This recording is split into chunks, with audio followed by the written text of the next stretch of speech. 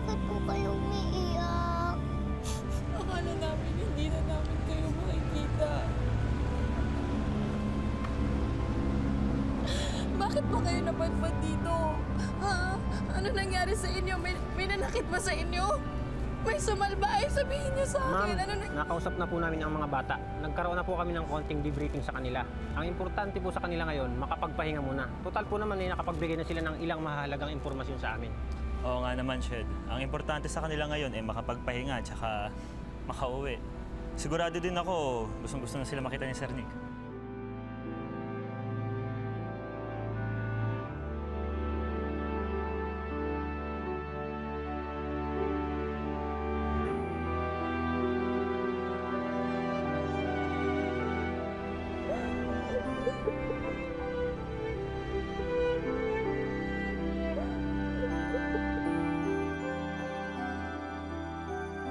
Saan punta si Biggs?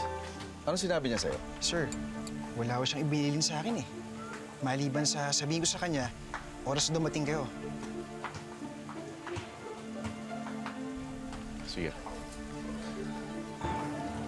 Sweetheart, can I borrow your phone? Okay.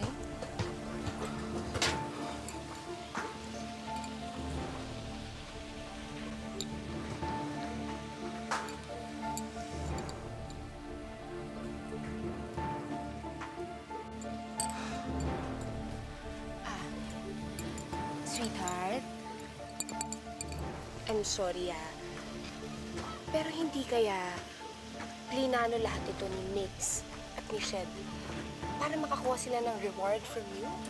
Ng pera o kahit anong hilingin nila? Pero kung yun lang ang gusto nila, dapat kahapon pa kinuha na nila yung pera at sinoli ang mga bata.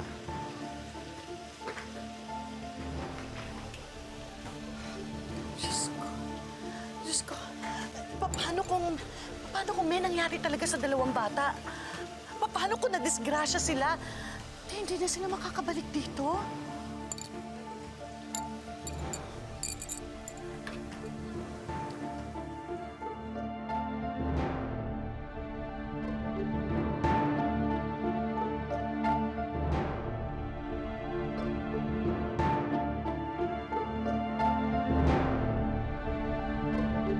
Sir, pinapasabi po ni Colonel Paredes na hindi raw po siya makapupunta dito ngayon dahil sa nagkaroon sila ng mission sa Quezon. Ganun ba? Sige, hayaan mo. Ako na yung bahalang kumontak sa kanya para makapagpasalamat ng personal. Salamat din sa inyo. Ay, walang anuman ho yun, sir. Basta ho pinagutos ng uncle ninyo. Hindi pwedeng hindi namin gagawin. Salamat ulit. Wala po naman. Trudy, Supeng, ready na kayo? Migs, hindi mo nga pala nabanggit na humingi ka pala ng tulong? Uncle mo ba yung si Colonel Paredes? Kasi minsan, nabasa ko siya sa dyaryo eh. Kaano-ano mo siya? May kaya yung pamilya nila. Hindi ko naman talaga siya uncle. Uncle siya nung kabarkada namin. Nakasanayan ng barkada na tawagin siyang uncle, kaya yun na yung tawag namin sa kanya. So paano? Trudy, Supeng, alis na tayo? Magpaalam muna po tayo kay Lola Celia. Kasi po siya po yung tumulong sa amin. Sige. Tara, nasan siya? Tara. Halika. Tita Shed, andito po si Lola Celia. Oh, nasan si Lola Celia? Nawala po siya. Andito lang po siya kanina.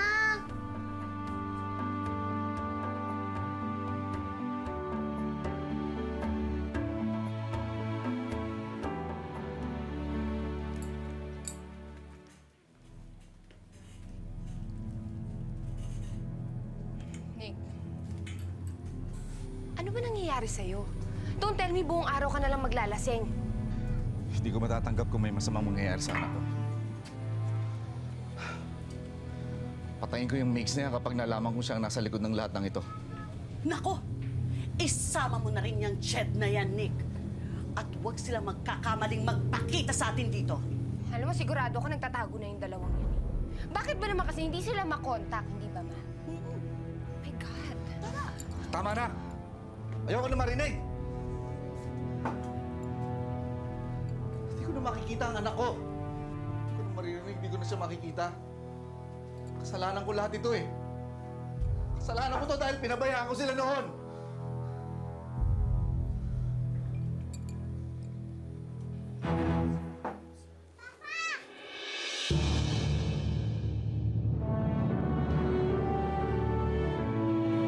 Through this!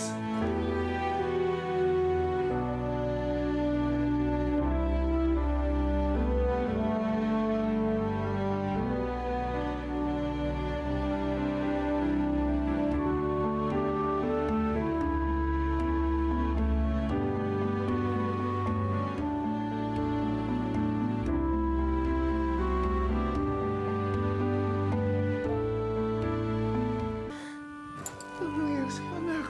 Ha? Sinaktan ka ba nila? Nagutom ka ba? Ha? Okay lang po kami. Inalagaan po kami ni Lola Celia sa gubat. Pwede po natin siyang puntahan. Hindi pa po ako naka-thank you sa kanya eh. Sa gubat? Oo, kahit anong gusto mo, anak. Kahit anong gusto mo. Kahit anong gusto mo. Sir Nick, huwag po kayo sa akin magpapasalamat, ha? Dito po kay Mix. Siya po talaga ang gumawa ng paraan para makita namin ulit yung mga bata. Sir, wala ho yun. Napamahal na rin ho kasi sa akin yung mga bata eh. Mahalaga ho sa akin yung kanilang kaligtasan.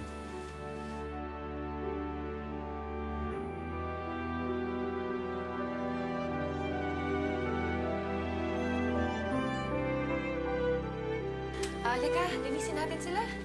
Dudungis na. Nasa kwarto natin.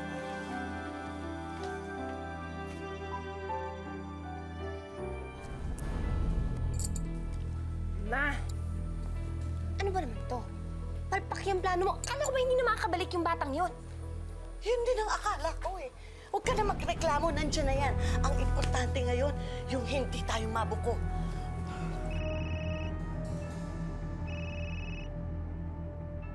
Hello? Sige, sige. Ang kapal ng mukha mo? Tatawag-tawag ka pa dito sa akin?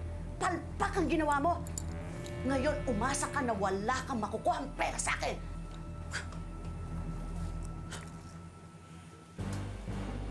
Ang kapal ng mukha niya. Kapal talaga!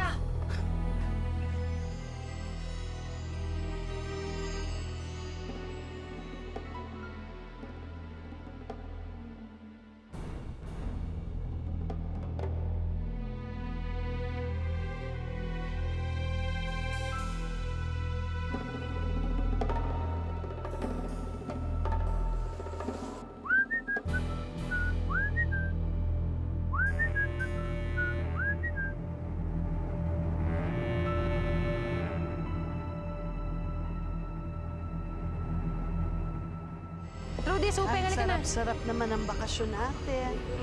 nga. Halika, halika. Sugar, pasok na sa kotse.